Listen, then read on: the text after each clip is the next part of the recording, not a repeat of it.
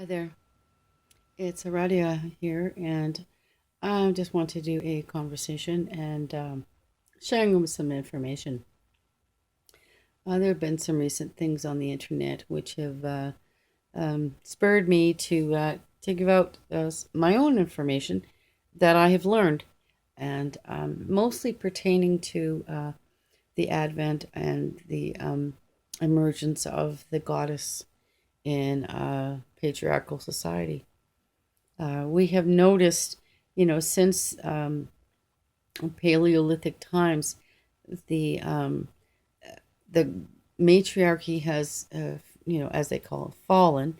Um, but I am referring to Sumerian texts and tablets that were found that gave knowledge of the early goddesses that actually were quite a bit older than Paleolithic, and and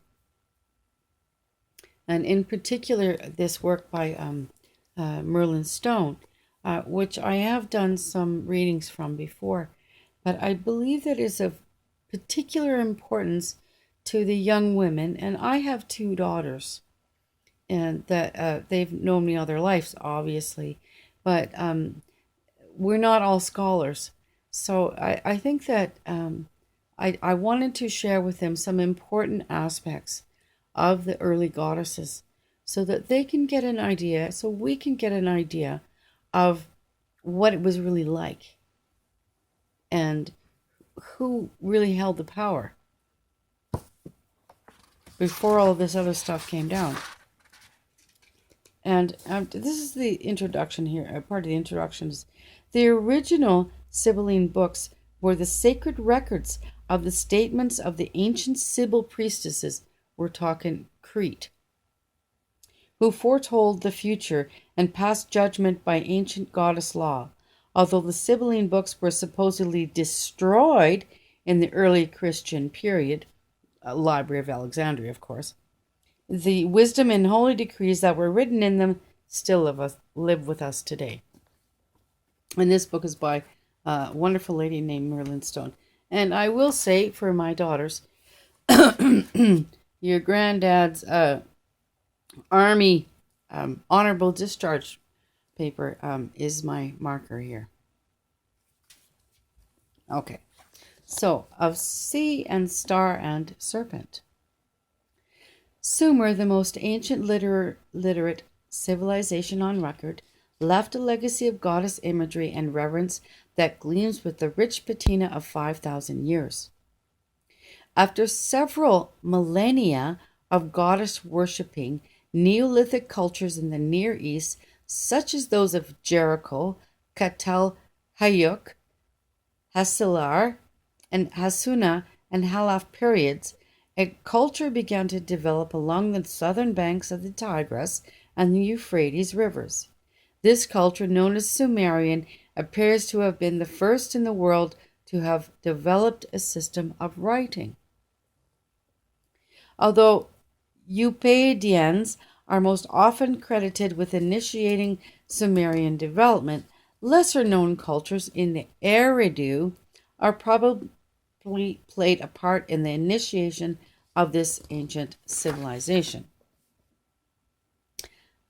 The racial identity of the Sumerian is still quite open to question, but there is no question about that from 3,500 BC onwards, Sumer, as well as into an astonishing, yeah, that's what it says, as well into an astonishing cultural flowering. The development of the culture reached a high point in the Jamed Nasir period, about 3,200 BC, with the invention of writing. This major contribution to history was then adopted by the Semitic Akkadians and through the Phoenicians of Canaan was eventually passed on to the Greeks, the alphabet symbols undergoing considerable changes and development throughout the many centuries in which this occurred. So here we have the Akkadians. So we have Sumer, then the Akkadians, then the Phoenicians of Canaan. So if any of you remember correctly, Semites associate, ancient Semites, associated Canaan as Eden or their land of plenty. It says so several times in the Bible. And then, of course, the Greeks. So we have a descent here from those cultures.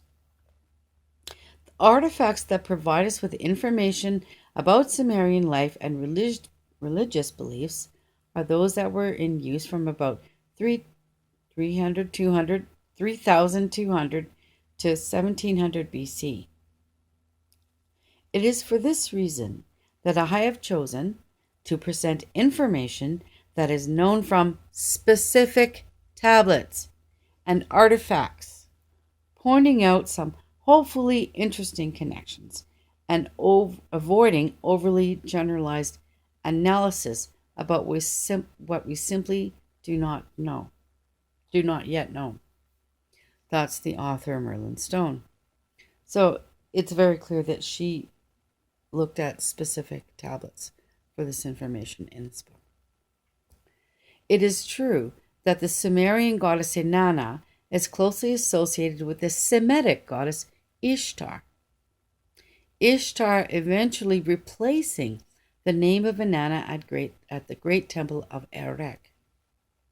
One location that invites further investigation is that of the city of Nippur, an extremely sacred center of the Sumerians and specifically connected to the bestowal of divine right of rulership. The name most often mentioned by scholars as the chief deity of Nippur is Enlil, though it was his wife Ninlil,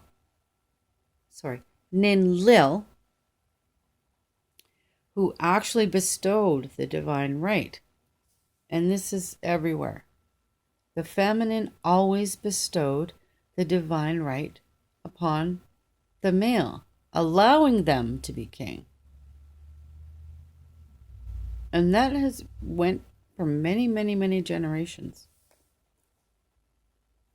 Thousands and hundreds of thousands of years. Okay. Careful examination of the Sumerian account of Ninlil's rape of Ninlil before their marriage. So he rapes her, and then because he's raped her, now he has to marry her. The name of Nan Shabar Gunu, given as the mother of Ninlil and as the mother of Nippur.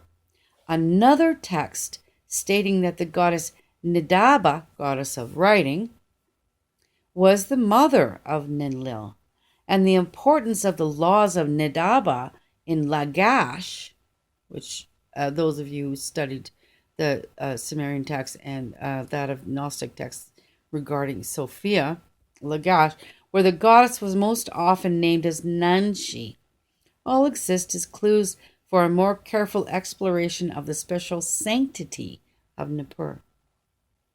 Though Enlil's name was eventually important during the historical periods, the powers of the goddess Nanshabargunu, Nanshi, Nidaba, and or Ninlil may have preceded the importance of Enlil in Nippur. She says may have, but I mean it is pretty obvious. Excuse me.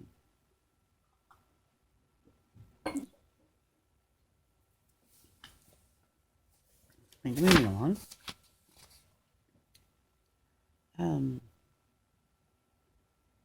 While reading and rereading the translations of Numerian epic poetry, it is difficult not to take notice of and to respond to the poetic use of metaphor and simile, as well as to the style of phrasing in which an idea is presented and then expanded upon. In the prayer of Innanna from about 2300 BC, this ancient poet priestess describes her sad plight as being driven from the temple of Nangal.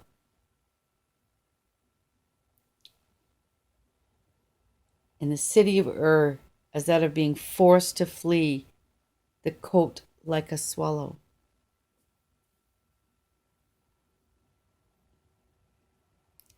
This exploration should certainly include a careful consideration of the role of the male entity Enki, Ea, and his assistance to Nergal, as well as a study of the transformations and the continually increasing importance and power of Enki as he appears in the legends of Nema, Ninhursag, and Innanna. Okay, so let's move on. Namu is the next goddess we look towards. Namu is probably the earliest recorded name of a universe-creating deity so far discovered anywhere on Earth. She is described in a few extremely ancient fragments as the mother who gave birth to heaven and earth.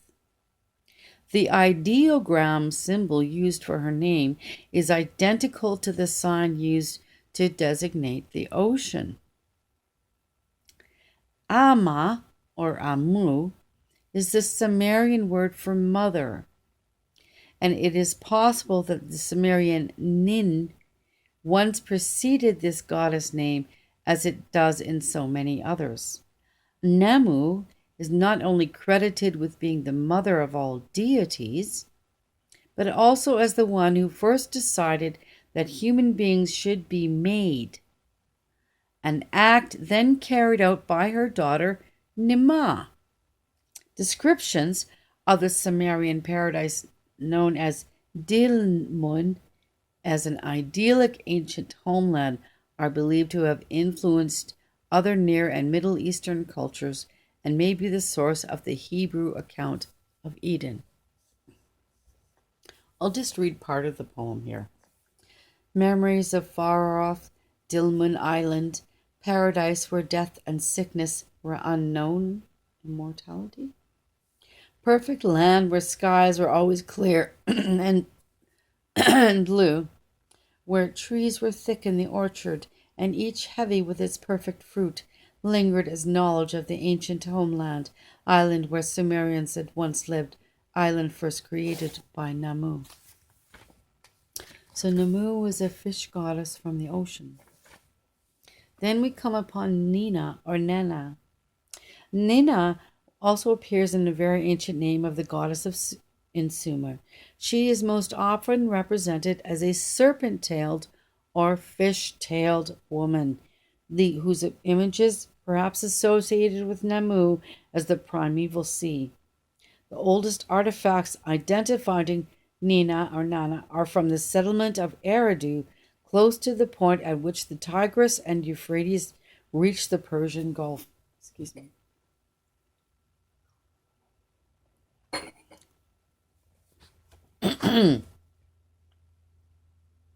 From the deep waters of the goddess sea came the Holy One of many names. Ama Gal Dinjir, that's definitely Sumerian, and Anunnaki. Mother, a great goddess, her mighty powers known among the ancient people of ancient Sumer. So here, this is an important paragraph here.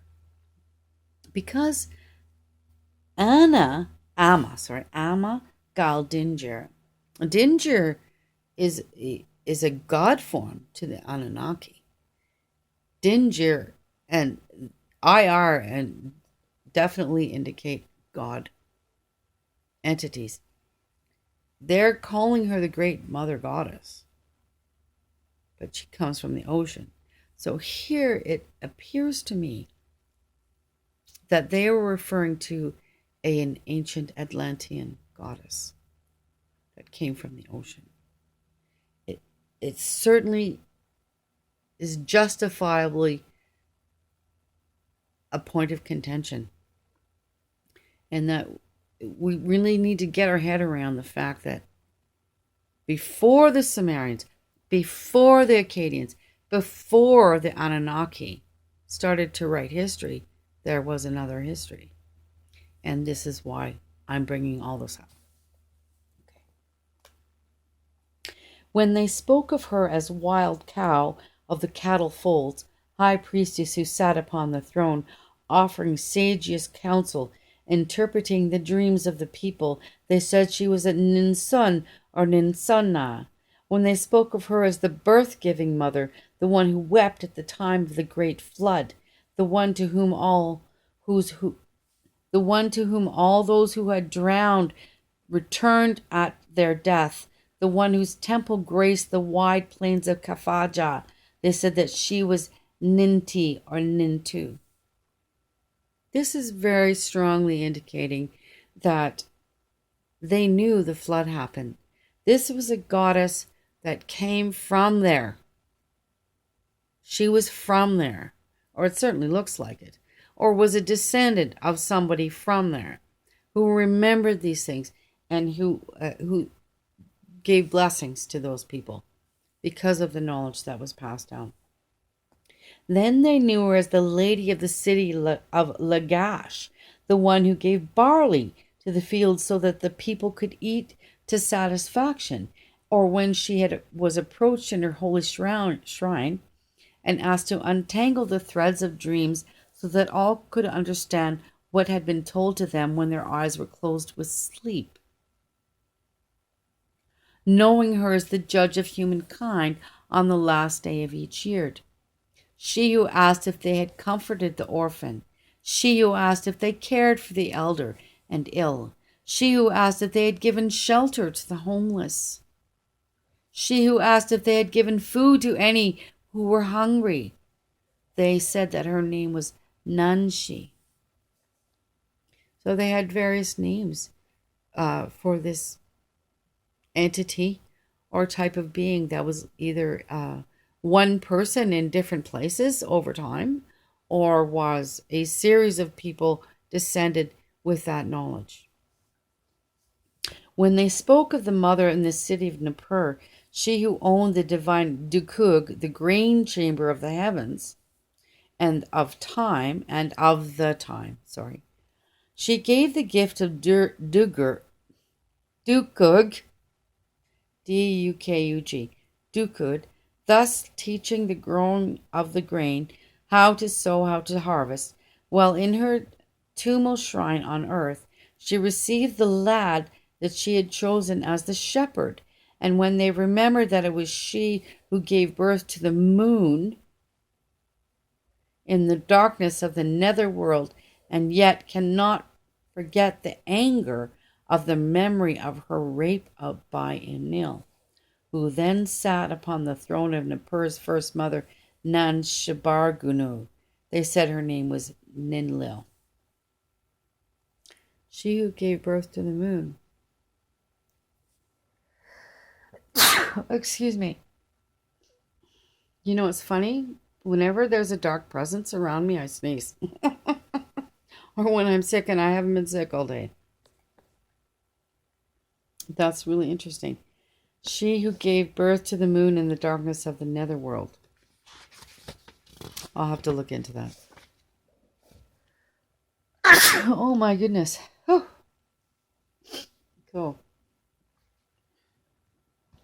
Then we're going to look into Nidaba.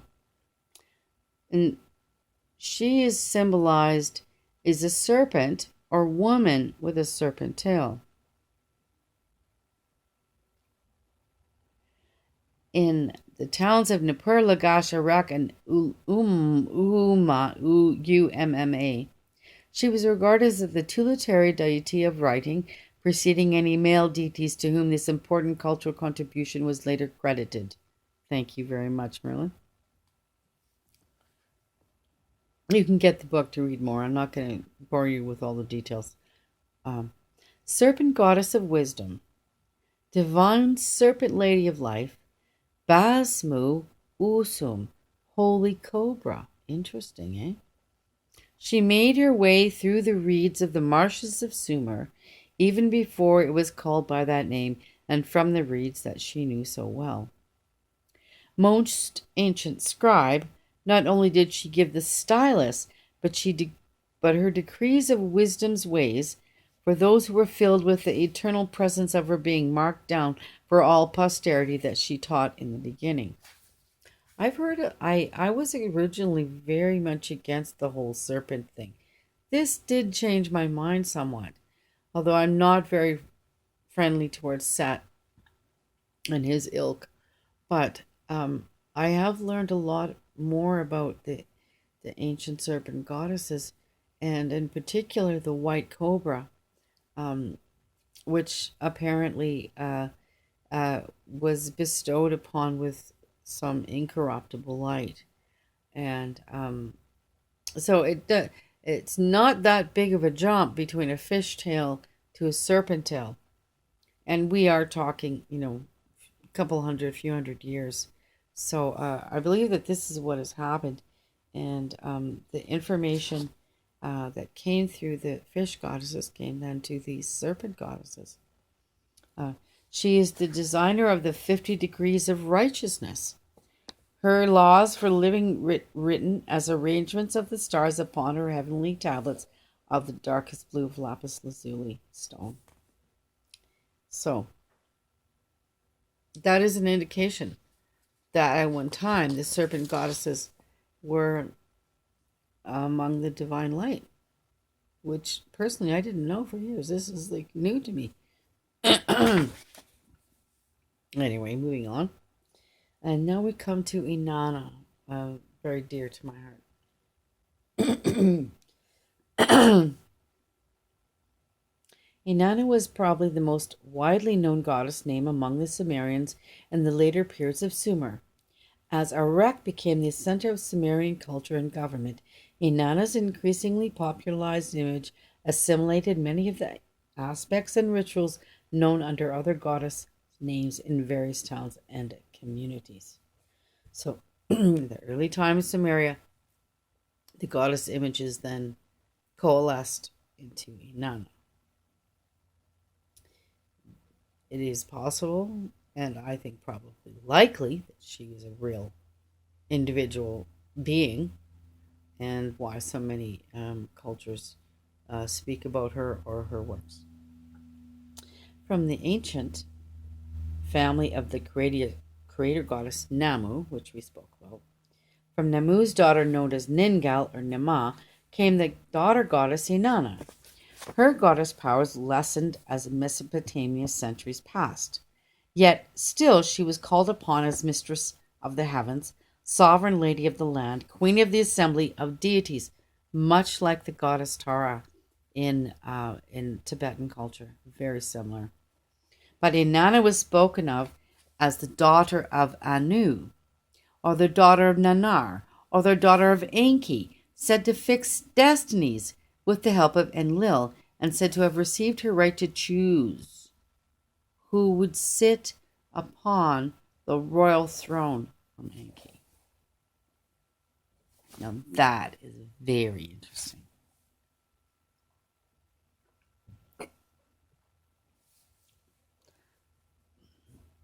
And to be honest, it would be in Enki's interest to have influence over her, don't you think?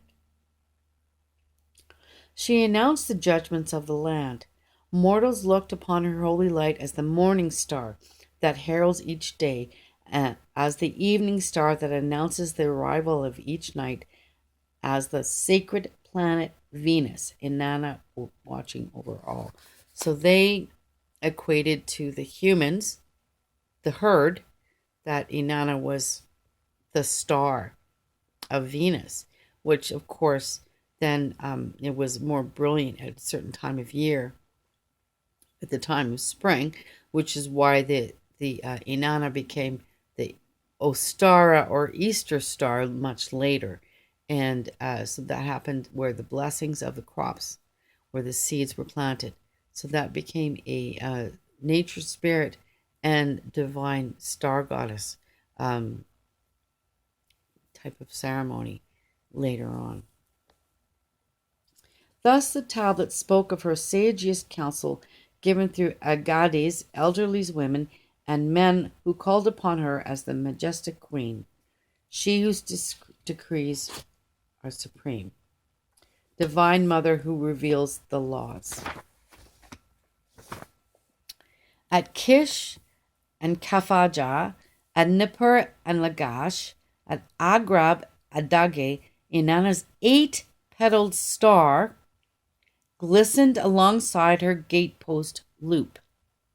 While at the temple at Kel Barak, set deep in the Khabur Valley, even before the time of the building of the pyramids of Giza, symbols of the goddess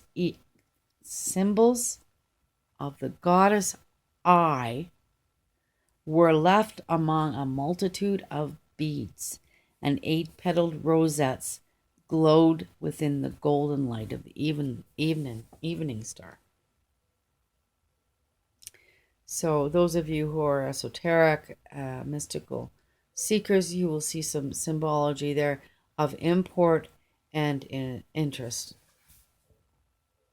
Until the ever-growing cluster of courtyards and buildings, they form the great Innanna's house of heaven, center of protecting guidance, home of the great goddess who watched over all from Eshnunna to Eridu.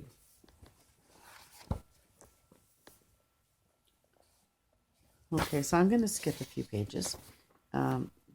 This is the main part here that I would like to focus on today. Okay.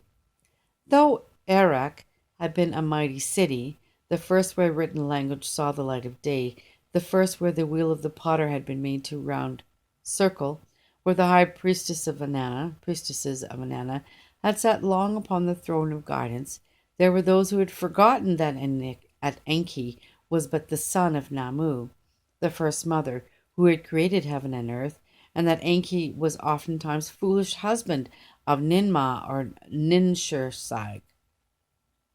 Thus they told a story to explain the marvel of Erech's gains and many gracious gifts of the goddess to that town, claiming that its ever-blossoming culture had been taken from Enki's home in Eridu, adding that Enki was a god of wisdom, and that he was the father of the goddess, of she who was said to be the designer of all heaven and earth.